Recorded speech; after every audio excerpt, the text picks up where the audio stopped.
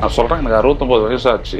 Swear on my profession, என்னுடைய தொழில் மீது சத்தியமிட்டு சொல்கின்றேன். இந்த நாட்டில் வயிற்று கழுவுறதுக்காக வந்துட்டு புருஷனையும் பிள்ளையும் விட்டுட்டு படுத்தவெல்லாம் நான் நேரில் பார்த்துருக்குறேன். இதெல்லாம் இந்த இந்தியாவை வறுமையை ஒழிச்சு விட்டோம், மயிரை ஒழிச்சு விட்டோம், மட்டையை ஒழிச்சு விட்டோம்னு எல்லாரும் நீங்களாம் பேசலாம். நீங்கள் மரக்காணத்தில் எடுத்த நடவடிக்கை தான் என்ன விதமான பொறுப்பை நீங்கள் தட்டி கழித்தீர்களோ அதன் விளைவு தான் இப்போ 55 பேர் வரைக்கும் இப்போ செத்து இருக்கிறாங்க. கண்ணுக்குட்டியோட வந்துட்டு எல்லாம் முடிஞ்சு போச்சு, முடிச்சிடலான்னு நீங்கள் நினைச்சிங்க அப்படின்னா, முதல்வர் அவர்களே, நீங்கள் வந்துட்டு இந்த தமிழ்நாட்டுக்கு மிகப்பெரிய ஒரு துரோகத்தை இழைக்கிறீர்கள் என்று பொருள். இந்தியாவில் தயாரிக்கப்பட்ட அயல்நாட்டு மதுபான வகைகள் வந்துட்டு ஒரு தரங்கட்ட தன்மையில் இருக்கு அப்படின்னா அது தமிழ்நாட்டில் தான். நான் சொல்றேன், கண்ணு இறக்கட்டும் விக்கெட்டும் சரியா போச்சு, முடிஞ்சு போச்சு. அவன் பாட்டுக்கு 4 பக்கெட் போயிட்டே இருக்க போறான். அது எதையும் கடக்கிறதுக்கெல்லாம் வாய்ப்பு இல்லை. திறந்து விடுங்க பார்ப்போம். என்னை பார்த்து போலீஸ் ஆதாரம் கேட்கலாமா? நான் என்ன நடக்குதுன்னு நான் உங்கள்கிட்ட சொல்லியிருக்கேன். என்ன நடக்குதுன்றது நான் சொல்றதுக்கு முன்னாடியே உங்களுக்கு தெரியும். நீ வந்துட்டு என்கிட்ட ஆதாரம் கேட்பியா?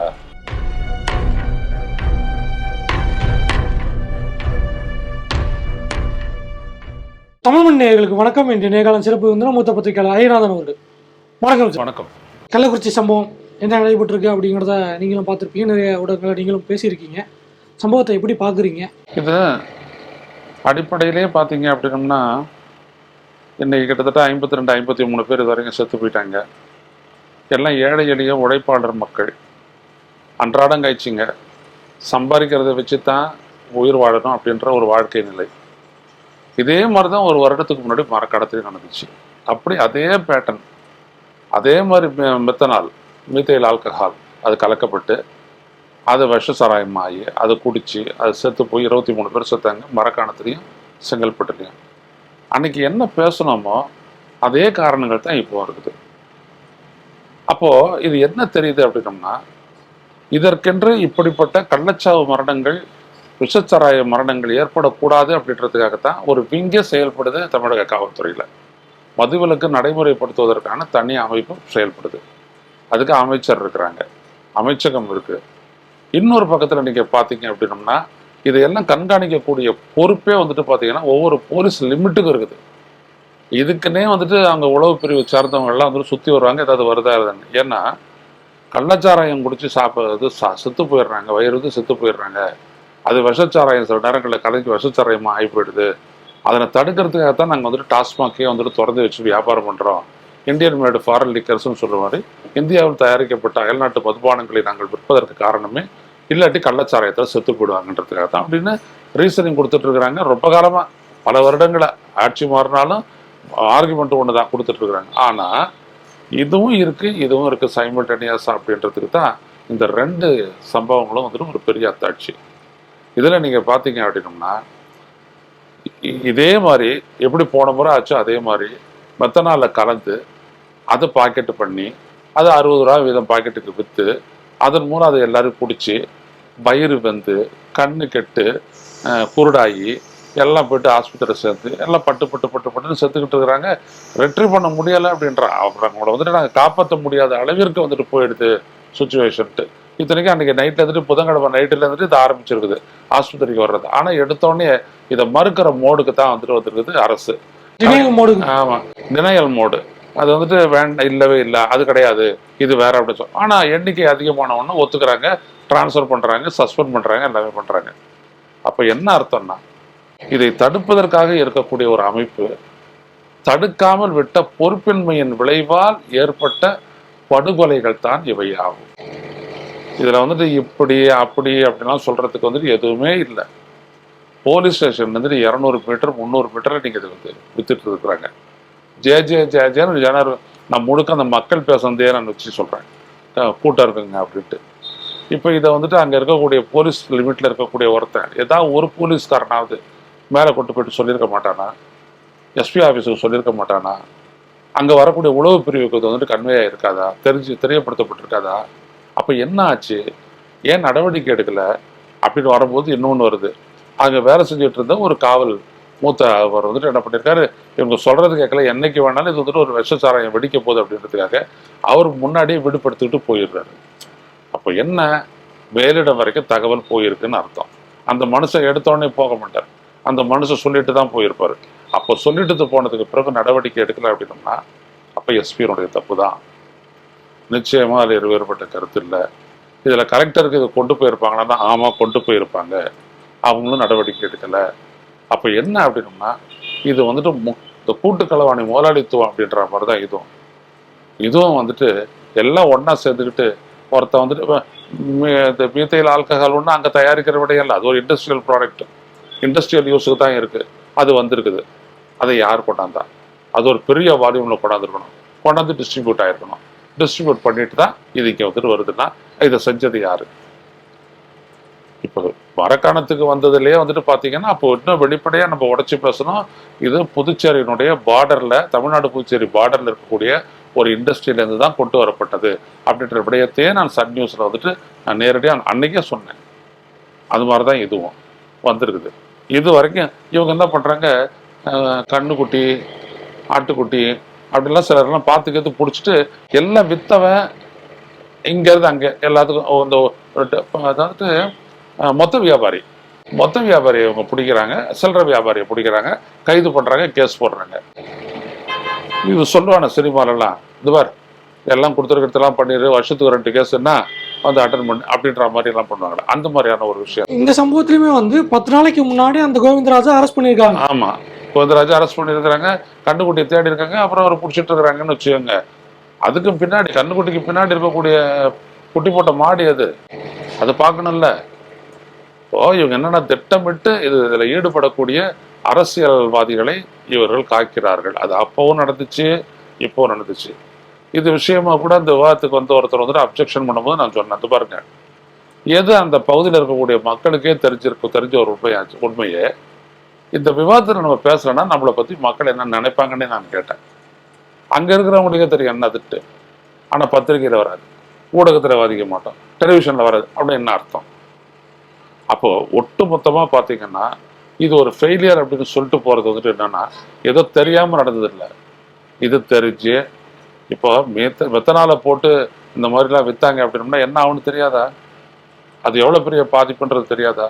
வேணாம் எடுத்து பாருங்க, மெத்தனால் ட்ரீட்மெண்ட்டு எஃபெக்ட்டு எதுக்கு அதை பயன்படுத்துகிறாங்க எல்லா விடையும் கூகுள் ரிசர்ச்சில் நீங்கள் போய் பாருங்கள், எவ்வளோ மோசமான வஸ்து அப்படின்றது தெரியும் உங்களுக்கு. அப்போது இது ஏன் கிடைக்கும்? அப்போ இது ஒட்டுமொத்தமாக இதுக்கு அரசு தான் பொறுப்பேற்க வேண்டும், ஆளுங்கட்சி தான் பொறுப்பேற்க வேண்டும், காவல்துறையும் நிர்வாகமும் கூட்டு சேர்த்து இதற்கு ஒத்துழைத்திருக்கிறார்கள் என்பதே இதிலிருந்து தெரிகிறது. இன்னொரு குற்றச்சாட்டு என்ன வைக்கப்படுது அப்படின்னா, திமுக ஆட்சி 2021 வந்த பிறகு காவல்துறையிலிருந்து 2 பிரிவுகளை ஒன்றாக இணைக்கிறாங்க. ப்ரொஹிபிஷன் டிபார்ட்மெண்ட், சாராயம் மது அந்த காவல்துறையையும் போதைப்பொருள் தடுப்பையும் வந்து ஒன்றாக இணைத்து என்ஃபோர்ஸ்மெண்ட் அப்படின்னு கொண்டு வராங்க. அந்த விங்கில் இருக்கவங்க தான் இப்போ 10 பேரை சஸ்பெண்ட் பண்ணியிருக்காங்க. தனித்தனியாக வச்சிருந்தாலே அவங்களுக்கு ஒர்க் லோட் அதிகமாக இருக்கும். 2 பேர்த்தையும் ஒன்றா போட்டும்போது ஒர்க் ஃபோர்ஸ் இன்னும் அதிகமாக இருக்குது, அதுவும் ஒரு காரணம். இல்லை அது வந்து செஞ்சது ஒரு தவறான முடிவு அப்படிங்கிற ஒரு வாதமும் வைக்கப்படுது. அதை எப்படி பார்க்குறீங்க? இல்லை, ஒரு அப்ஜெக்டிவ் என்னங்க, ஒரு துறையினுடைய அப்ஜெக்டிவ் என்ன? Prevention of illicit liquor making, distribution, sale. இது எல்லா மட்டத்திலையும் நீங்கள் பண்ணணும் அப்படி வரும்போது அதற்கான இன்க்ரீடியன்ஸ் எல்லாம் என்னென்னா அப்படின்றது, அது பேட்டரி செல்லு போட்டான், இதை போட்டான், ஊமத்தங்காயை போட்டான், இதனால் செத்தாங்க அப்படின்னோம்னா அது வேற. இதில் பயன்படுத்தப்பட்டது என்னது, மருத்துவமனையில் சொல்லப்பட்டது என்னது, போஸ்ட்மார்ட்டத்துக்கு அப்புறம் மெத்தனால், மீத்தைல் ஆல்கஹால் அப்படின்னு வரும்போது எங்கே இருந்துச்சு? இப்போ நான் கேட்குறேன், மரக்காணத்தில் பயன்படுத்தப்பட்டது எங்கே இருந்துச்சு? யார் கொண்டு வந்தது? கொண்டு வந்தவர் மேலே எங்கே கேஸ் போட்டிருக்கீங்க? எங்கே அவரை ப்ராசிக்யூட் பண்ணிருக்கீங்க? அது சொல்லுங்கள். அது நடந்துருதுன்னா இது நடந்திருக்காது. இதுக்கு தான் நான் வரேன். அன்னைக்கு நீங்கள் மெத்தனால் சப்ளையரை தடுத்துருந்தீங்க அப்படின்னோம்னா, கைது பண்ணியிருந்தீங்கன்னா, வழக்கு பதியப்பட்டிருந்தீங்கன்னா இன்னைக்கு இந்த இன்சிடென்ட் நடக்காது. ஸோ 23 பேர் செத்ததுக்கு நீங்கள் கண்டுகொள்ளாதது தான் இன்னைக்கு 55 வந்து அது நிற்கிது. அது எவ்வளோ பேர் இடத்துல போய் முடிய போகுதுன்னு தெரியல. அப்போ என்ன அர்த்தம் இதுக்கு? அப்போ இது ஒரு திட்டமிட்டு தானே வந்துட்டு வழக்கு போடாமல் அப்படியே நீங்கள் வரீங்க. அப்போ அதில் ஒரு மேஜராக யாராவது ஒருத்தர் இன்வால்வ் ஆகியிருப்பாங்க இல்லையா? அப்போ இது ஒரு மாஃபியா மாதிரி ஒருத்தரோட ஒருத்தர் தொடர்பு இருக்கிற மாதிரி ஒரு செயின் தானே இது. அப்போ இந்த செயினை வந்துட்டு எப்படி நீங்கள் வந்துட்டு கட் பண்ணாமல் எப்படி இன்னொன்று இது நடக்காத தடுப்பீங்க? இரும்பு கரம் கொண்டு தடுப்போன்றதுக்கு இரும்பு கரம்லாம் வேண்டாம். நீங்கள் சர்வசாதாரணமாக தொடர்புகளை பிடிச்சி எப்படி மெத்தனால் வந்ததுன்றதை நாளைக்கு கூட சொல்லுங்கள், நாளன்னைக்கு கூட சொல்லுங்கள். ஆனால் இது சொல்லாமல் வழக்கு போட்டோம், இது வந்துட்டு இன்வெஸ்டிகேஷனில் இருக்குது, இதை சிபிசிஐடி விசாரிக்கும், இது சிபிஐ விசாரிக்கும், சொல்லவே சொல்லாதீங்க. இது தெரியும், போலீஸுக்கு தெரியும், எப்படி இங்கே மெத்தனால் வந்துச்சுன்றது தெரியும். அது அவங்களுக்கே தெரியாத அளவுக்கு ஒன்று இது ஒரு பெரிய விடயம் கிடையாது. ஒன்று இது இந்த மெர்ஜ் பண்ணாங்க ஆனால் அந்த மாதிரி இதெல்லாம் கிடையாது. ஒரே ஒரு ஆள் கொடுப்பான், நீங்கள் ஆக்ஷன் எடுக்கணும், அவ்வளோதான். 300 மீட்டரில் விற்கிறான்னும் போது அது என்னது, யாரும் உங்களுக்கு தகவல் கொடுக்கணும்? அந்த ஊரில் இருக்கிறவங்களே கூட சொல்லியிருக்காங்களே இல்லையா? அப்போது என்ன அர்த்தம்? ஸோ இதெல்லாம் வந்துட்டு என்னன்னா சப்பை காரணங்கள் தப்பிக்க பார்க்கிறார்கள். இந்த விவகாரத்தில் வந்து சிபிஐ என்கொயரி வேணும் அப்படின்னு அதிமுக கோரிக்கை வச்சு மனுவும் தாக்கல் பண்ணியிருக்காங்க. பாஜக தரப்பில் அமித்ஷாவுக்கு கடிதம் எழுதப்பட்டிருக்கு. சிபிஐ விசாரணை வேணும்னு சொல்லி வழக்கில் வந்து இன்னைக்கு விசாரணை நடைபெறும் போது பப்ளிசிட்டிக்காக கேஸ் போடுறாங்க அப்படின்னு பப்ளிக் ப்ராசிக்யூட்டர் சொன்னார் அப்படின்னு அதிமுக தரப்பில் வருத்தமாக தெரிவிக்கிறாங்க. இன்னொன்று வந்து அவங்க என்ன சொல்கிறாங்கன்னா, நாங்கள் இது பப்ளிசிட்டிக்கு பண்ணலை, தொடர்ச்சியாக நாங்கள் இது தொடர்பாக பதிவு பண்ணியிருக்கோம், காவல்துறை அரசாங்கம் நடவடிக்கை எடுக்கலை, நாங்கள் சிபிஐட்ட கொடுக்குறோம், சிபிசிஐடிக்கு மேலே எங்களுக்கு நம்பிக்கை இல்லை அப்படிங்கிற ஒரு விஷயம் சொல்கிறாங்க. அவங்க சொல்கிறது என்னென்னா, கள்ளக்குறிச்சியோடைய சட்டமன்ற உறுப்பினர் வந்து அதிமுகவை சேர்ந்த திரு செந்தில் அவர்கள், அவர் வந்து கலெக்டர்கிட்ட புகார் கொடுத்துருக்கார், மாவட்ட எஸ்பி கிட்ட கொடுத்துருக்காரு, சட்டமன்றத்தில் தனிநபர் தீர்மானம் எதிர்க்கட்சி தலைவர் கையெழுத்து போட்டு கவன ஈர்ப்பு தீர்மானம் கொண்டு வந்திருக்காரு. இதுக்கெல்லாம் எதுவும் நடவடிக்கை எடுக்கலை, அதையெல்லாம் இந்த அரசு வேடிக்கை பார்த்துச்சு. இப்போ அந்த அரசின் அங்கமாக இருக்க சிபிசிஐடிட்ட விசாரணை கொடுத்தா மட்டும் எப்படி சரியாக இருக்கும், சிபிஐ விசாரணை வேணும்னு கேட்குறாங்க. தொடர்ச்சியாக தமிழ்நாட்டில் கடந்த சில வாரங்களாக பல்வேறு வழக்கில் வந்து காவல்துறை செயல்பாடுகள் சரியில்லை, சிபிஐட்ட கொடுங்க அப்படிங்கிற ஒரு விஷயத்த ஒரு அரசியல் கட்சி சொன்னால் பரவாயில்ல, பல்வேறு இடங்களில் ஒன்று கொண்டு சம்மந்தம் இல்லாத ஆட்கள் வெவ்வேறு காலகட்டங்களில் வெவ்வேறு சூழ்நிலைகளை சொல்கிறாங்கும் போது அதை எப்படி எடுத்துக்கிறது சார்? இல்லை, இப்போ நம்ம சிபிஐ கிட்ட ஒரு விஷயத்தை போயிடுச்சு அப்படின்னோம்னாலே அவன் கண்டுபிடிச்சி எதையும் நிலைநாட்டப்பட்டது. நம்ம போஃபோர்ஸ் பியூரோங்க பேர் ஊழல் வழக்கை பார்த்தோம், அது என்ன நடந்துச்சு அப்படின்றத பார்த்தோம். அதுக்கப்புறம் எவ்வளோ தூரம் விரட்டி அவங்கள வேலை வாங்க வேண்டியது இருக்குது அப்படின்றத வந்துட்டு ஸ்டெர்லைட் துப்பாக்கிச்சூடு சம்பவத்தை பார்த்தோம். நம்மளுக்கு என்னென்னா, இங்கே இதே சிபிசிஐடி தானே விசாரிச்சது மரக்காணத்தில், உண்மை கொண்டாந்துட்டாங்களா? அப்போ அஇஅதிமுக சார்பாக போடுற வழக்குக்கு வந்துட்டு ஒரு அடிப்படை இருக்கா இல்லையா? நாங்கள் உங்களை நம்புறதுக்கு இல்லை அப்படின்னு சொல்கிறதுக்கான அடிப்படை அங்கே இருக்கே. அப்படி இருக்குன்னு வரும்போது அவங்களுடைய பிரேயர் கோரிக்கை நியாயமானது தானே? அதுதான் இங்கே ரொம்ப முக்கியம். இப்போ கண்டுபிடிக்க வேண்டியது என்னது, எப்படி வந்துச்சு, மெத்தனால் எங்கேருந்து வந்துச்சு, இதை மட்டும் சொல்லுங்கள். அதை சொல்லிட்டு வழக்கு போட்டு எல்லாம் முடிச்சிருந்தீங்க அப்படின்னோம்னா இன்னைக்கு இது நடந்தே இருக்காது. அதான் நம்ம திருப்பி சொல்கிறோம். அப்போ இதே மறுபடியும் நடக்குதுன்னு என்ன அர்த்தம்? அப்போ திட்டமிட்டு செய்யப்படுகிறது. அப்புறம் அவனுடைய அங்கமாக தானே சிபிசிஐடி ஆகுது. இவங்களும் வருவாங்க, கொஞ்ச நாள் விசாரிப்பாங்க. இதே சிபிசிஐடி விசாரித்து எவ்வளோ தூரம் இதே கள்ளக்குறிச்சியை சேர்ந்த அந்த மாணவி வழக்கில் வந்துட்டு என்ன கண்டுபிடிச்சாங்க. அதுக்கப்புறம் புதுக்கோட்டையில் வந்துட்டு அந்த தண்ணீரில் குடிநீர் வேங்க வயலில் பண்ணாங்களே, அது என்னாச்சு? குடநாடு வழக்கு, இதெல்லாம் என்னாச்சு? அதனால சிபிசிஐடியை பொறுத்த வரைக்கும் நம்பகத்தன்மையை நிலைநாட்டுறது அப்படின்றது கிட்டத்தட்ட நியர் இம்பாசிபிலிட்டி, முடியவே முடியாது. ஏன்னா அது உள்ளபடியே செயல்படுதா அப்படின்ற அளவுக்கு இருக்கு. ஒரு இன்வெஸ்டிகேட்டிங் ஏஜென்சி ஒரு இன்வெஸ்டிகேட்டுக்காக ஒரு விங் ஒன்று உருவாக்குறாங்க அப்படின்னா அந்த விங் அதை சாதிக்கணும், அதன் மீது நடவடிக்கை எடுக்கப்பட்டிருக்கணும், அதனுடைய ரிப்போர்ட் வந்து ஒரு முன்னுதாரணமாக இருக்கணும், அதன் மீது அடுத்த கட்டமாக நடவடிக்கை எடுக்கிறதுக்கு ஆனால் ஒரு டாக்குமெண்ட், பேசிக் டாக்குமெண்ட்டாக அது இருக்கணும். இல்லையா அந்த மாதிரி இல்லைன்னு வரும்போது அவங்களுக்கு கேஸ் போடுறதுனால வந்து எந்த விதமான தப்பும் கிடையாது. சிபிஐ செய்யலை, ஆக சிபிசிஐடி வந்துட்டு நிரூபிக்கலை அப்படின்றது வந்துட்டு உண்மைதானே? அதுக்கு என்ன பதில்? அதை தான் மக்கள் யோசிக்கணும். சும்மா ஒரு வழக்கு போடுறாங்க அப்படின்றதெல்லாம் ஒன்றும் கிடையாது. கட்டாயம் உண்மையை கண்டுபிடிக்கணும் அப்படின்னா இன்னொரு ஏஜென்சி கிட்ட ஒப்படைச்சு தான் தீரணுன்ற ஒரு கட்டாயம் இந்த வழக்கை பொறுத்த வரைக்கும் இருக்குன்றது தான் என்னுடைய கருத்து. இந்த சம்பவம் தொடர்பாக இன்னைக்கு சட்டமன்றத்தில் காலையில் அமளி, குண்டுகட்டா அதிமுக வந்து தூக்கி வெளியே வீசப்பட்டாங்க. பாஜக வெளிநடப்பு செஞ்சு அப்புறம் வந்து பெருந்தன்மையாக முதலமைச்சர் வந்து உள்ளே கூப்பிட்டுட்டு அப்புறமா வந்து அறிக்கை வாசித்து திருப்பி நிதியாக கொடுக்குறார். அவர் என்ன சொல்கிறாருன்னா, அரசியலாக்க பார்க்குறீங்க, நான் வந்து எல்லாத்தையும் அரெஸ்ட் பண்ணிட்டு வந்து தான் இங்கே பேசுகிறேன், ஓடி ஒளியலை, நீங்கள் வந்து எங்களுக்கு எதாவது அரசியல் பண்ணுறீங்க, சாவை வச்சு அரசியல் பண்ணுறீங்க அப்படின்னு வழக்கமாக சொல்கிறார். வழக்கமாக தமிழ்நாட்டில் இது வரைக்கும் கடந்த காலங்களில் பார்த்தா அந்த டெம்ப்ளேட்டான விஷயங்கள் தான் அதிகாரிகள் இடமாற்றம், விசாரணை ஆணையம், நிதி உதவி, அந்த டெம்ப்ளேட் தான் இதுலேயும் இருக்குது. இதைத்தான் மரக்கடத்துலையும் பார்த்தோம், இப்பவும் பார்த்தோம். இதில் வந்து எதிர்கட்சிகள் வந்து அரசியல் பண்ணுறாங்க அப்படின்னு 19 ஒரு குற்றச்சாட்டை போட்டுட்டு நான் வந்து கைது பண்ணிட்டேன், நான் ஓடி ஒளியில அப்படிங்கிற ஒரு கிளைமை சிஎம் எடுக்கிறத வந்து மாரல் ரெஸ்பான்சிபிலிட்டி எடுக்காமல் இந்த ஒரு கிளைம் எடுக்கிறத எப்படி பார்க்கறது சார்? இல்லை, அவர் தான் எடுத்துக்கிறணும் அதுக்கான பொறுப்பு. மாரல் ரெஸ்பான்சிபிள் இல்லை, நேரடி பொறுப்பு அவர் தான் எடுத்துக்கிறணும். ஏன்னா அவர் தானே பார்க்குறாரு போலீஸ் துறை யாருக்கிட்ட இருக்கு.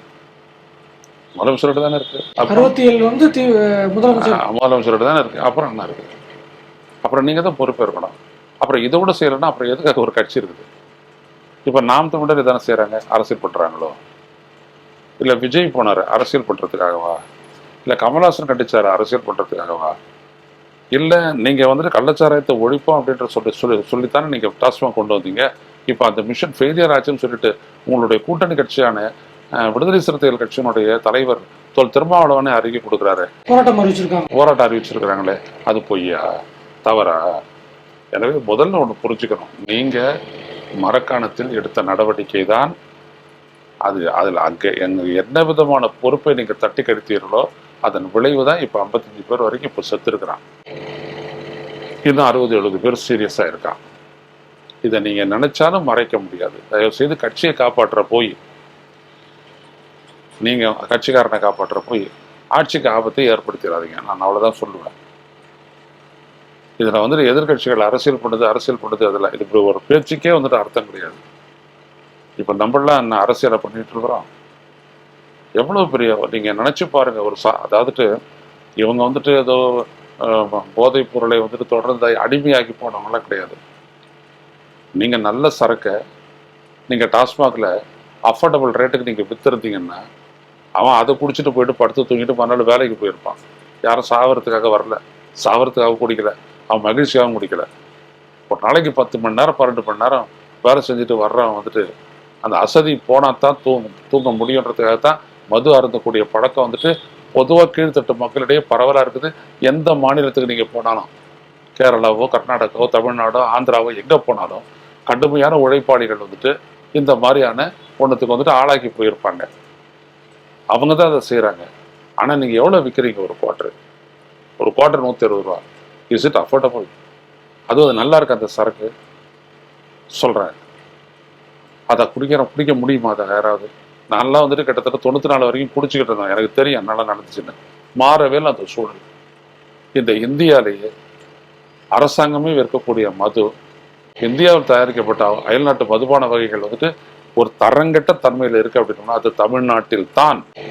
நான் குற்றம் சுமத்துறேன். இன்னைக்கு நேரத்தில் இல்லை, நான் வந்துட்டு 90s இருந்துட்டு இப்படிதான் இருக்குது. ஒன்று ஒன்றா போச்சு. ஒன்றுத்துக்கு பிராண்டை பார்த்து குடிச்சிருந்தோம். ஒரு பிராண்டா கெடுத்துக்கிட்டே போனீங்க. அதெல்லாம் இங்கே தான் நடக்குது. பக்கத்தில் இருக்க பாண்டிச்சேரியில் போங்க, இந்த அளவுக்கு குடிச்சிட்டு செத்து போனாங்க. ஒரு நேரத்தில் நம்ம வந்துட்டு சொன்னோம், தமிழ்நாட்டில் தான் வந்துட்டு பார்த்தீங்கன்னா அதிகபட்சம் இனப்பிதப்பைகள் இருக்காங்க. செத்து போனவனெல்லாம் குடிச்சிட்டு செத்தவன் தான் இந்த டாஸ்மாக் சரக்கை குடிச்சிட்டு செத்த போனான். அந்த அளவுக்கு அதில் வந்துட்டு குவாலிட்டி இல்லை, அப்படி தரம் இல்லை அப்படின்றதெல்லாம் எடுத்து சொன்னோம். விலையும் அதிகம், தரமும் இல்லை. அப்போ எங்க போவாங்க? பிரச்சாரத்துல கனிமொழியை குறிப்பிட்டு பேசினாங்க, தமிழ்நாட்டில் தான் இளம் விதவைகள் அதிகமா இருக்காங்க. அவங்களும் பேசினாங்க. ஏன்னா அப்போ 2 லட்சம் பேர் ஆனாங்க அந்த ஆண்டுல மட்டும் அப்படின்றத வந்துட்டு தமிழ் தேசியவாதிகள் சொன்னாங்க. குறிப்பா இயக்குனர் கௌதமன் வந்துட்டு ஒரு தொலைக்காட்சி நிகழ்ச்சியில அப்புறம் பேப்பர்லாம் தொடர்ந்து சொன்னார். இது நிறைய இப்போ இங்கேயாவது இப்படி போனீங்கன்னா ஒரு சேரி பகுதியிலே போனீங்கன்னா கண்ணீர் அஞ்சலின்னு போட்டு சின்ன சின்ன போஸ்டர் ஆஃப் பீட் போடுவாங்க. அந்த ஆஃப் பீட்ல இருக்கிறவனுடைய வயசு பாருங்க 38, 40, 45 இப்படிதான் இருக்கும். அவனோட 7-8 வயசு கம்மியாக அவனுடைய மனைவி இருப்பான், 2-3 பிள்ளைங்க இருக்கும். இது தமிழ்நாட்டை தொடர்ந்து நடந்துக்கிட்டே வருது. இவங்கெல்லாம் வந்துட்டு கள்ளச்சாராயம் குடிச்சிடல, டாஸ்மாக குடிச்சு குடல் கட்டு போனவங்க தான். அப்போ இதுல நீங்க வந்துட்டு ஒரு ஆழ்ந்த பார்வை செலுத்தவே இல்லை. உங்களுக்கு என்ன இதை பத்தி? முதல்ல அரசுக்கு இது ஒரு வருவாய் ஆயிடுது. இந்த வருவாயை மறைக்கிறதுக்காக கள்ளச்சாராயம் வரும், பெருகும், ஆறா ஓடும், அதுல செத்து போயிடுவாங்க அப்படின்னு சொல்லிட்டு இதை வச்சுட்டு இருக்கிறீங்க அரசுக்கு ஒரு.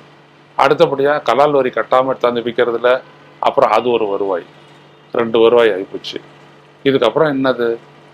இதுக்கு இல்லாத உங்களுடைய கட்சிக்காரங்க அவனும் சம்பாதிக்கணும். அப்ப அவங்க என்ன பண்ணுவாங்க? அவங்க இதுல ஈடுபடுறாங்க. இதுதான் முக்கியம். சரி, இந்த அளவுக்கு போயிடுச்சு. இப்போ நாங்க சொல்றோம், இதே டாஸ்மாக் வச்சு சாராய கடையால விட்டு சாராயத்தை வித்துருங்க, வெளி மாநிலத்தை கொண்டாந்து சாராயத்தை விற்கட்டும். புரியுதா? எப்படி அவன் வந்துட்டு 60 ரூபா இல்லை 90 ரூபாய்க்கு அவன் குடிச்சிட்டு போயிட்டு படுத்து தூங்குவான். அட்லீஸ்ட் அதில் ஒரு குவாலிட்டி இருக்கும் இல்லையா? கல் கடையை திறந்துரு. இப்போ கேரளாவில் இருக்கிற மாதிரி கல் கடையை திறந்துரு. நல்ல முத்து சொல்கிற மாதிரி திறந்து விடு. கல்லை குடிச்சிட்டு போட்டான். சிவன் சொல்கிற மாதிரி 4 மக்கு குடித்தாலும் 40 ரூபா தான். அவன் குடிச்சிட்டு போயிட்டு தூங்கணும். அவனுக்கு தேவை அசதி போக அவன் குடிக்கிறான். அதுக்கான ஒரு வழியை பண்ணுங்க. எதையுமே செய்யாமல் இரும்புக்கரம் அப்படின்லாம் சொல்கிறதும், கடும் நடவடிக்கை எடுப்போம், வேடிக்கை பார்த்து கொண்டிருக்க மாட்டோம்லாம் சொல்கிறதெல்லாம் வந்துட்டு பார்த்தீங்கன்னா ரொம்ப மேம்போக்கான கண்துடைப்பான ஒரு விடயங்கள் தான். இந்த விவகாரம் தொடர்பாக வந்து மூத்த பத்திரிகையாளர் திரு ஆர்கே அவர்கள் வந்து ஒரு ட்வீட் போட்டிருந்தார். என்ன அப்படின்னா, நடக்கிறதெல்லாம் இருக்கட்டும், 2 மக்களால் தேர்ந்தெடுக்கப்பட்ட சட்டமன்ற உறுப்பினர்கள் இருக்காங்க அந்த பகுதியில், அவங்கள கைது பண்ணாத வரைக்கும் நீங்கள் என்ன நடவடிக்கை எடுத்தாலும் கள்ளக்குறிச்சியில் கள்ளச்சாராயத்தை ஒழிக்க முடியாதுன்னு பகிரங்கமாக ட்விட்டரில் போட்டிருக்காரு. பேர் போடலை, பட் அந்த பேரை வந்து வெளிப்படையாக மற்றவங்க பேசியிருக்காங்க. திமுகவை சேர்ந்த உதயசூரியன், வசந்தம் கார்த்திகேயன் 2 பேர் தான் வந்து இந்த விவகாரம் தொடர்பாக போன முறையும் அடிபட்டுச்சு, இப்பவும் அடிபடுது. இது வந்து ஆர்கே அவர்களும் குறிப்பிட்டிருக்காரு. இதை எப்படி பார்க்கறது சார்? என்ன பார்க்கறது இருக்குது? அதை வெளிப்படையாக சொல்லிவிட்டார்ல, அது அவரை செய்ய வேண்டியதானே. ஆனால் தான் நடுவில் ஒரு வார்த்தையை விட்டு நீங்கள் கவனிக்கல. கட்சியை காப்பாற்ற போய் ஆட்சியை ஆபத்தில் தள்ளிடாதீங்க அப்படின்னு சொன்னதுக்கு காரணம் இதுதான். புரியுதுங்களா? இது ஒரு சட்டம் ஒழுங்கு பிரச்சனை இல்லைங்க.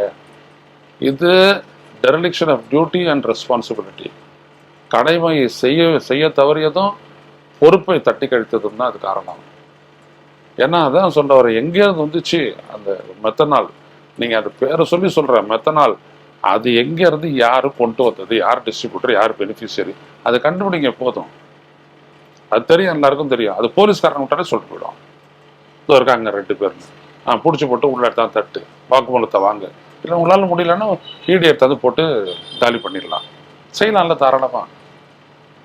50 உயிர் அப்படின்றது வெள்ளம் கிடையாதுங்க, சாதாரண விஷயம் கிடையாது. ஒரு குடும்பத்துக்கும் ஒரு பிரெட் பின்னர் வந்துட்டு நீ செத்து போய் கிடக்குறாங்க, பணமாக கிடக்குறாங்க. எப்படி இதை வந்துட்டு இன்னொரு முறை நடக்காது தடுப்பீங்க சொல்லுங்க பார்ப்போம். கண்ணுக்குட்டியோட வந்துட்டு எல்லாம் முடிஞ்சு போச்சு, முடிச்சிடலான்னு நீங்கள் நினைச்சீங்க அப்படின்னா, முதல்வர் அவர்களே, நீங்கள் வந்துட்டு இந்த தமிழ்நாட்டுக்கு மிகப்பெரிய ஒரு துரோகத்தை இழைக்கிறீர்கள் என்று பொருள். அதான் நான் சொல்ல வரேன். அது அங்கே முடியலை, அதையும் தாண்டி இருக்குது. அதில் நீங்கள் கையை வைக்கணும்.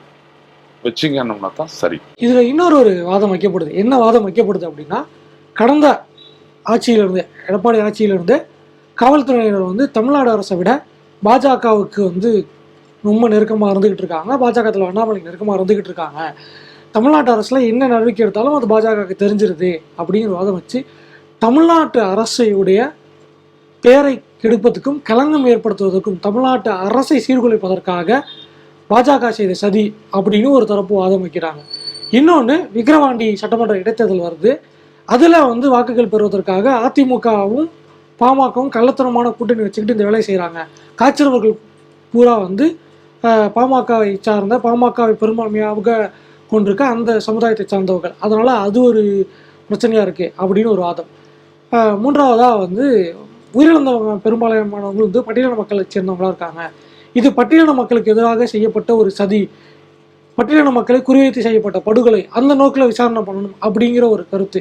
இப்படி 3 விதமான கருத்துக்களை வந்து இந்த மரணத்தை ஒட்டி வைக்கப்படுது. இந்த கருத்துக்கள் எல்லாத்தையும் வந்துட்டு பார்த்தீங்கன்னா, நீங்கள் மரக்காணத்தை எடுத்து பார்த்தீங்கன்னா எல்லாமே இது முறியடிச்சிடும்.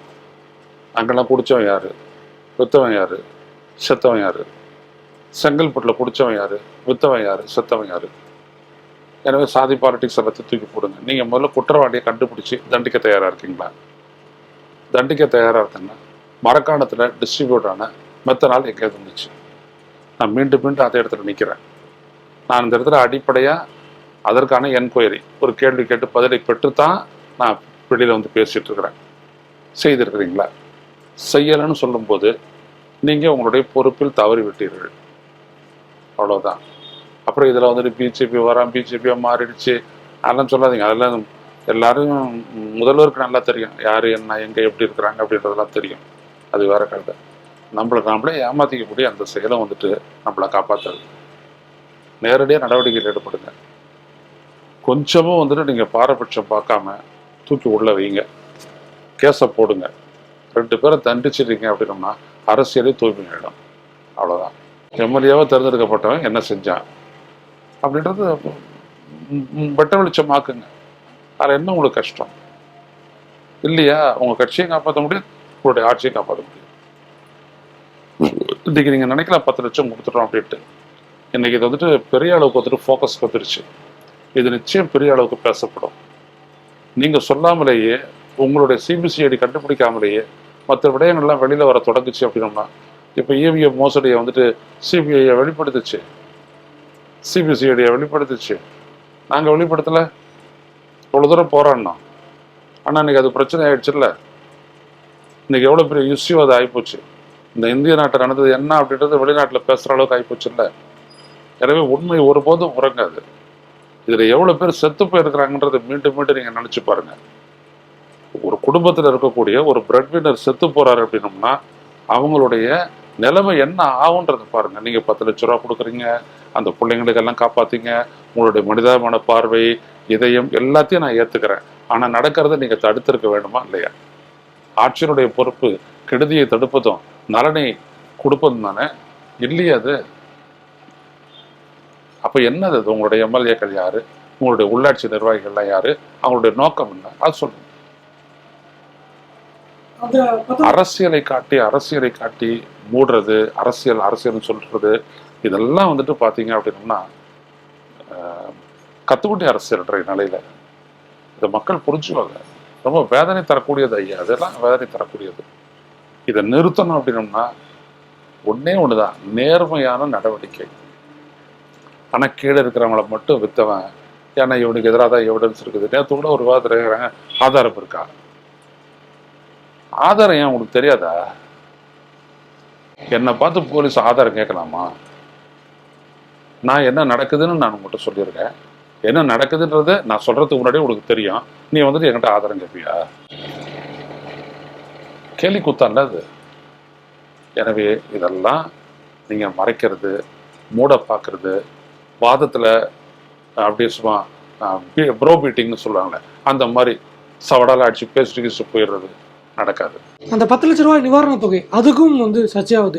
கள்ளச்சாரம் தடை செய்யப்பட்ட ஒன்று தெரிஞ்சே வீம்புக்கு போய் திமுறத்து குடிக்கிறாங்க, அதுக்கு 10 லட்ச ரூபாயா அப்படிங்கிற ஒரு கேள்வி ஒரு சாரா வைக்கிறாங்க. இன்னொன்று உயிரிழப்பு அப்படிங்கும்போது எல்லா உயிரும் ஒரே மாதிரி தான் பார்க்கணும், ஆனால் அரசு பாரபட்சம் பார்க்குது.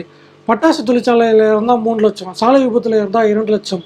இன்னும் தென்காசி முன்னாள் காங்கிரஸ் எம்எல்ஏ அவர் என்ன சொல்லியிருக்காரு, அண்மையில் ஜூன் 13ஆம் தேதி சாலை விபத்தில் ஒரு பெற்றோர் இருந்த குழந்தை ஒன்று இருக்குது, 3 வயது குழந்தை இருக்குது, நிற்கத்தே நிற்குது, அதுக்கு இன்னும் நிதியை அறிவிக்கலை, ஆனால் இங்கே 10 லட்சம் கொடுக்குறாங்க அப்படின்னு பாரபட்சமாக கொடுக்குறாங்க அப்படின்னு ஒரு பக்கம் ஒரு கருத்தும், 10 லட்ச ரூபா ஏன் கொடுக்குறீங்க, கொடுக்கவே கூடாது அப்படின்னு இன்னொரு கருத்தும் இருக்கு. ரெண்டாவது கேட்டுக்கு வந்துடுறேன்.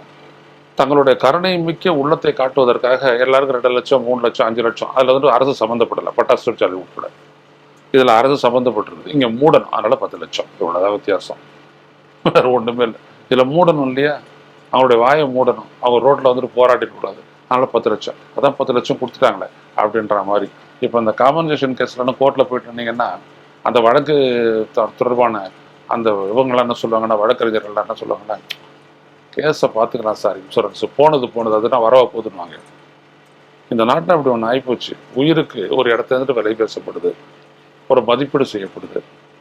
ஆனால் அதனால் ஏற்பட்ட அந்த இழப்பு, அந்த சந்திக்கக்கூடிய அந்த குடும்பத்தை வந்துட்டு நீங்கள் எப்படி ரெட்ரஸ் பண்ணுவீங்க?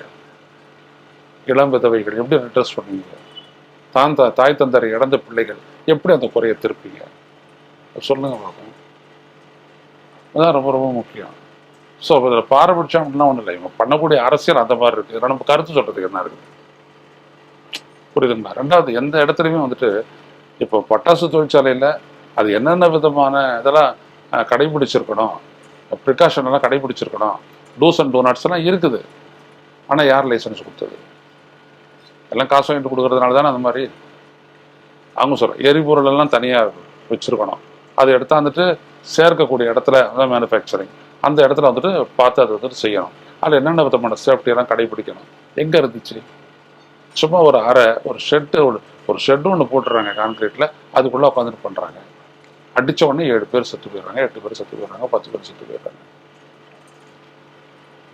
அப்போ எந்த இடத்துலையுமே இங்கே வந்துட்டு ஸ்டேட் இருக்குது, ஒரு ரூல்ஸ் அண்ட் ரெகுலேஷன் இருக்குது, ஒரு சட்டத்தின் ஆட்சி இருக்குது அப்படின்னு சொல்கிறதுக்கு என்ன அத்தாட்சி இருக்குது? ஆட்சி மட்டும் இருக்குது, அவ்வளோதான். மாடல் அப்படின்னு சொல்லி பேசுகிறாங்க, எங்கள் மாடலில் என்ன இருக்குது? கலாச்சார மரணம் இது தொடர்பாக விவாதங்கள் வரும்போது அடிக்கடி முன்வைக்கப்படுற ஒரு விஷயம் என்ன அப்படின்னா, மதுவிலக்கு. பிசிக்கலாக கூட நீங்கள் ஒன்று சொன்னீங்க ஒரு விஷயத்த, அவங்களா போயிட்டு கொழுப்பெடுத்து போயிட்டு வீம்புக்கு குடிச்சவனுக்கு 10 லட்சமா அப்படின்ட்டு தவறான ஒரு அணுகுமுறை. இல்லை, அந்த வாதம் முன்வைக்கப்படுது. இல்லை, அதான் தவறான ஒரு இது. அதனால தான் அந்த விஷயம் சொல்லும் போது சொன்னேன், இப்படியான போதை பழக்கத்திற்கு ஆளானவர்கள் அசதி அது என்னன்றது உங்களுக்கு விளக்கணும். கடுமையான ஒரு தொழிலில் ஈடுபட்டுட்டு வரவன், உழைப்புலையோ அந்த கட்டட தொழிலில் ஈடுபட்டுட்டு வரவன் தூங்க முடியாது. இரவெல்லாம் வந்துட்டு அவன் தன்னை மறக்கணும். அப்படியான ஒரு தூக்கம் தூங்கினா தான் அந்த உடம்பு அந்த ரெஸ்ட் எடுக்க முடியும். தூங்கவே முடியலன்னா என்ன? நான் பிறண்டு படுத்திருக்கேன் அந்த மாதிரி, தூக்கமே வராது. அப்போ மறுநாளுக்கு அத்தனை எப்படி இருக்கும் பாருங்க. ஏர்லி மார்னிங் ஓரளவு தூங்கிடுவோம், ஆனால் அதை வச்சுட்டு உடைக்க முடியாது. நம்மளது சாதாரண பேப்பர் உத்தியோகம், உட்காந்துட்டு பேசுகிற உத்தியோகம், உத்தியோகம் இல்லை, நம்ம செஞ்சுட்டு இருக்கிற ப்ரொஃபஷன் அப்படி. அதனால ஒரு தொழிலாளியை நீங்கள் நினச்சி பாருங்க எப்படின்றது. கடுமையான கஷ்டங்கள்லாம் இருக்குது. நம்ம நினைக்கிற மாதிரியான ஒரு இடம் இல்லை இதெல்லாம். நான் தான் சிம்பிளாக எல்லாத்தையும் சொல்லிட்டு போகிறேனே. நீங்கள் வந்துட்டு ஒரு 90 ரூபாய்க்கு ஒரு போதைப் பொருள் அதாவது ஒரு குவார்டர் வித்துச்சு, ஒரு 60 ரூபாய்க்கு வித்துச்சு அப்படின்னா அவன் குடிச்சிட்டு ஹாப்பியாக வந்துட்டு சாப்பிட்டு தூங்க போகிறான். அவ்வளோதான். நீங்கள் இதையும் நியாயப்படுத்த நினைக்கிறீங்க, இதுக்கும் அநியாயமாக காட்ட நினைக்கிறீங்க அப்படின்னா என்னது இதெல்லாம்? நான் சொல்கிறேன், கண்ணு இறக்கட்டும் விக்கெட்டும் சரியாக போகுது, முடிஞ்சு போச்சு. அவன் பாட்டுக்கு 4 பக்கம் அடிச்சுட்டு போயிட்டே இருக்க போகிறான். அது எதையும் கலக்கிறதுக்கெல்லாம் வாய்ப்பு இல்லை. பேட்டரி கிட்டலாம் கலக்கலாம் முடியாது, பண்ணிட்டு போகிறான். திறந்து கொடுங்க பார்ப்போம். உங்களுக்கு அரசுக்கு வருவாய் வேணும். அப்போ அரசுக்கு வருவாய் வேணும்னா அவனுக்கு இப்போ கேட்ட இதையும் எவ்வளோ ஆகுது? மேனுஃபேக்சரிங் காஸ்ட்டு 9 ரூபா ஆகுது.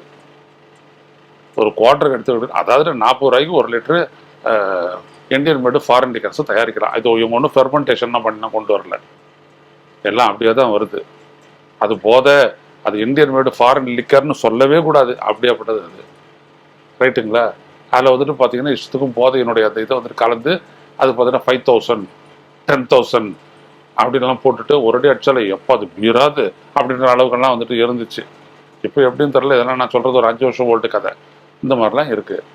அப்போ என்ன அப்படின்னம்னா, மக்களுடைய எதிர்பார்க்கத்த மாதிரி நீங்கள் போதைப் பொருளை விற்று வியாபாரம் பண்ணுறீங்க.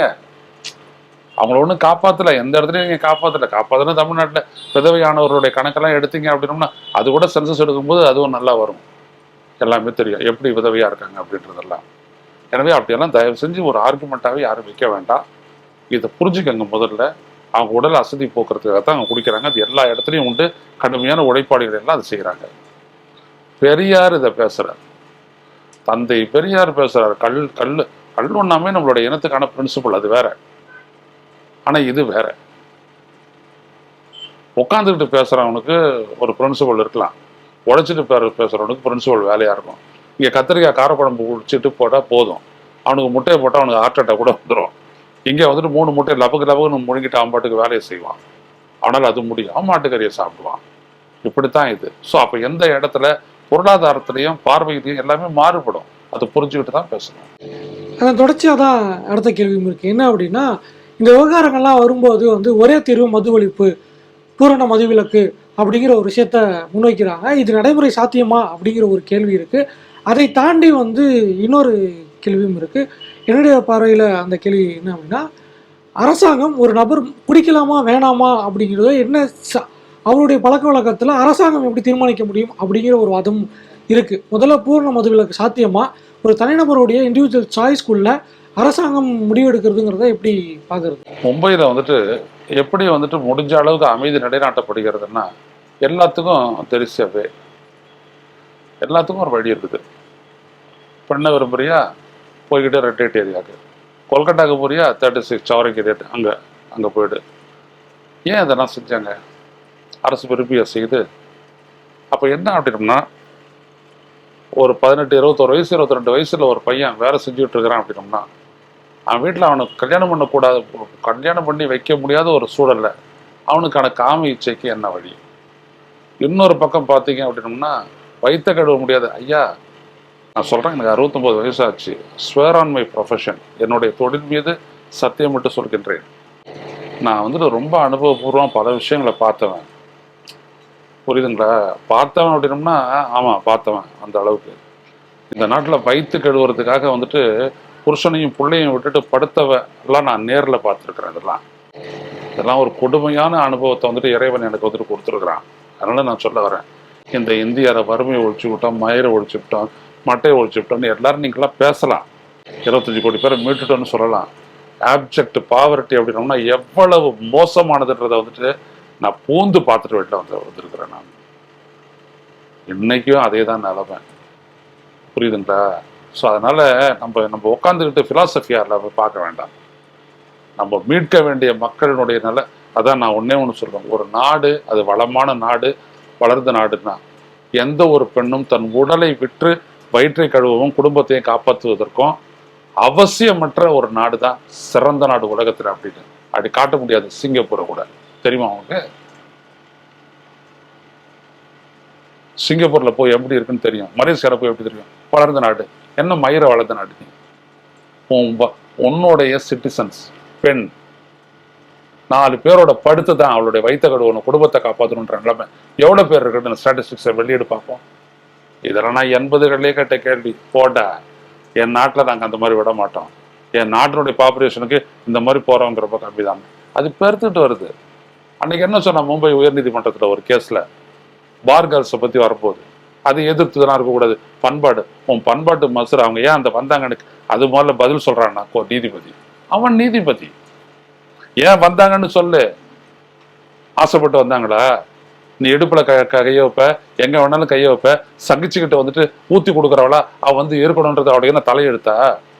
நான் சொல்ல வரேன், இந்த நாட்டுல வந்துட்டு இப்படிப்பட்ட எதில் ஈடுபடக்கூடிய பெண்கள் ஒருத்தருக்கு சொல்ல வரேன், பெத்த பிள்ளைக்காகவும் பிறந்த சூழலுக்காகவும் தங்களை பலியிடக்கூடியவங்க தான். வேற ஒண்ணுமே யாரும் அப்படி ஆசையில் அப்படியே வந்துட்டு 10 பேரோட படுத்தாதான் எனக்கு இன்பம் கிடைக்கும், திருப்தி கிடைக்கும், அப்படிலாம் கிடையவே கிடையாது. இதுதான் இந்த நாட்டுக்குடைய தலை. அப்படித்தான் போதையும். எல்லா இடத்துலையும் உழைக்கிறவன் தான் இப்படி போறான், தவிர உழைக்காதவனுக்கு ஒன்றும் பிரச்சனை எல்லாம் கிடையாது. புரியுதுங்களா? ஸோ இந்த இடத்துல இருந்து பார்க்கக்கூடிய அளவிற்கு உங்களுக்கு மைண்ட் இருந்ததுன்னா தான் you fit to be a politician and journalist. இல்லாட்டி கிடையாது. மற்றவங்க எப்படி வேணாலும் பேசலாம், அவங்களுக்கு எல்லாம் வந்துட்டு ஃபேன்சி, நம்பாத மாதிரி பேச முடியும். பூரண மதுவிலக்கு நீங்க சொன்னீங்க, right of individuals to choose what he wants to live. ஒன்று அது வேற, இது கீழே போகுது. வெளிநாடுகளில் இருக்கிறது என்னன்னா, நீ குடிச்சா குடி, குடுக்க கட்டி போடுற போது அதை பத்தி விடுறது நான் வச்சிருக்கிறேன், அவ்வளவுதான். ஆனா அவர் அஷ்யூர் பண்றான், இதை குடிச்சதுனால நீ சாக மாட்டேன். அங்கெல்லாம் வந்துட்டு சூட்டை போட்டோம்னா டேமேஜ்ல கிழிஞ்சிரும். இங்கெல்லாம் அதுக்கெல்லாம் வாய்ப்பே இல்லை. இங்க அந்த ரைட் டு இண்டிவிஜுவல்ங்கற கேள்வி ஏன் கொண்டு வரேன் அப்படின்னா, right to individual, right of individual to choose அப்படிங்கறத ஏன் கேள்வி கொண்டு வரேன்னா, பணக்காரர்கள் எலைட்டுகள் 5 ஸ்டார் ஹோட்டல்லையோ ஸ்டார் ஹோட்டல் பார்ல குடிக்கும் போது அது பிரச்சனை ஆக்கப்படுறது இல்லை. அங்க யாரும் வந்து மது ஒழிப்பை பத்தி பேசுறது இல்லை. சாமானியம் கூலிக்கு போறவன் குடிக்கும் போதோ, அவன் ஏதோ ஒரு சாகும் போதோ இல்லை அங்க அவன் பிரச்சனை ஆக்கும் போது மட்டும்தான் அந்த ஒரு பூரண மதுவிலக்குங்கிற வார்த்தையை கொண்டு வராங்கும் போது அந்த இடத்துல ஒரு வர்க்க பார்வை இருக்குல்ல, அப்படிங்கிறனால அந்த கேள்வி கொண்டு வரும். அதான் சரியான வார்த்தை தான். உன்னை வர்க்க பார்வை இன்னொன்று பார்த்தீங்கன்னா அறியாமை. அதாவது நல்ல இடம் நீங்க தொட்டது. இப்போ வந்துட்டு நான் அசதி உடம்பு தூக்கம் மறுநாள் உடைப்புன்னு சொல்றானே, நேரடியாக அந்த இடத்துல போய் பாருங்களேன். அதில் ஈடுபட்டு இருக்கிறவங்களை எல்லாம் போய் பாருங்களேன். இவங்களை விடுங்க, ஹையர் எக்கனான்ஸ் விடுங்க. ஹையர் எக்கனான்ஸுக்காகத்தான் அந்த நாடே இருக்கு.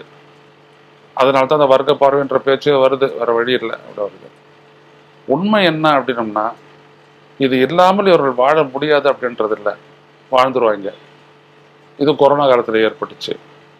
கொரோனா காலத்தில் வந்துட்டு கடைகள்லாம் மூடப்பட்டுச்சு, அட்லீஸ்ட் ஃபார் 3 months. யாருக்கும் பைத்தியம் முடிக்கல, யாரும் செத்து போற. ஒரு பொதுவாக இதுதான் ஆர்டர் அப்படின்னு வரும்போது அவன் எடுத்துக்கிட்டான். ஆனால் அதை வச்சு இந்த அரசு மூடிடலாம் அப்படின்னு முடிவு எடுத்துச்சா? எந்த அரசும் அது முடிவு எடுத்தீங்களா? அப்போ உங்களுடைய நோக்கம் என்ன? சம்பாதிக்கணும், அரசுக்கு அதில் வரக்கூடிய வருவாய் வரணும். இன்னொன்று அதுலேருந்து வரக்கூடிய நெகட்டிவாக ஏமாத்துற வருவாய் நம்மளுக்கு கட்சிக்கு வேணும். இதனால தானே அதை வந்துட்டு மறுபடியும் திறந்தீங்க. எவ்வளோ பெண்கள் நல்லா இருக்கிறா, வீட்டில எல்லாம் பிள்ளைங்க தகராறுலாம் ஒன்றும் கிடையாது, இப்படி எழுதுறாதா அப்படின்னு எவ்வளோ பாட்டிமார்கள்லாம் தாய்மார்கள்லாம் சொன்னதெல்லாம் கேட்டோம் நம்ம டிவிலேயே. ஏன் அதெல்லாம் மாற்றினீங்க நீங்கள்? அப்போ எத்தனை பேர் வந்துட்டு உங்களுக்கு கவுன்சிலிங் வந்தா, ஐயா 2 மாதம் குடிக்காத எல்லாம் ஓதுறதுயா அப்படின்னு எத்தனை பேர் வந்தவங்க கிட்ட? யாரும் வரல. இல்லை, அது ஒரு இஷ்யூ ஆச்சா? இஷ்யூவாகவே ஆகலையே. ஆனால் நீங்கள் மறுபடியும் திறந்து விட்டீங்க. அப்போ பிழை எந்த பக்கம் இருக்கு? அதனால ஆர்கியூமெண்ட் பண்றவங்கலாம் அந்த இடத்துக்கு போங்க. அப்போ மக்கள் வந்துட்டு ஒரு கட்டத்தில் எல்லாம் தயாரா இருந்தாங்க. 71 72 திறக்க போது இப்படிதான் ஆச்சு. எடுத்த உடனே சாராய கடை திறந்து விட்டது. அன்னைக்கு போச்சு. இன்னைக்கு படைக்கிட்டீங்க. இன்னைக்கு வந்துட்டு மீட்கிறது அப்படின்றது ஒரு பெரும் போராட்டம், அது வேற விஷயம். அது இளைஞர்கிட்ட மற்றவர்கிட்ட அதை செய்யலாம். ஆனா உடைப்பாளர்கள்னு வரும்போது அவர்களுக்குன்னு ஒரு அவென்யூ திறந்து விடுங்க, அவ்வளவுதான் நான் சொல்ல வரேன். இப்ப நான் உங்க பொசிஷன்ல இருந்தேன்னா முதல்வரோட பொசிஷன் இருந்தேன்னா நாளைக்கு அதை அறிவிச்சிருவான். சாராயம் அரசே கடைகளை போட்டு ஏலம் விட்டு விற்கும், அதன் மூலம் தரம் உறுதிப்படுத்தப்படும். முடிஞ்சு போச்சு என்னோட வேலை. அது நீ என்னன்னா சொல்லிட்டு போ, என்னன்னா சொல்லிட்டு போ, என்ன பண்றது, அவ்வளவுதான். பண்ண முடியாது. எதிர்காலம் பார்த்துக்கிட்டோம். அடுத்த தலைமுறைக்கு நான் ப்ரீச் பண்ணலாம், வேண்டாம் இதெல்லாம் போகாத, கல்லுண்ணாமையா அவர் வலியுறுத்துறாரு அப்படின்ற பல்வேறுபட்ட விஷயங்கள் அடுத்த தலைமுறைக்கு சொல்லலாம். கெட்ட தலைமுறைக்கு ஒன்றும் சொல்ல முடியாது. அவ்வளவுதான் விஷயம். அவங்களும் வாட வைக்கணும், ஏன்னா அவங்க இவங்கள வாட வைக்கிறாங்க. இதுவரை எங்களோட இணைந்து கருத்துக்களை பகிர்ந்தமைக்கு நன்றி.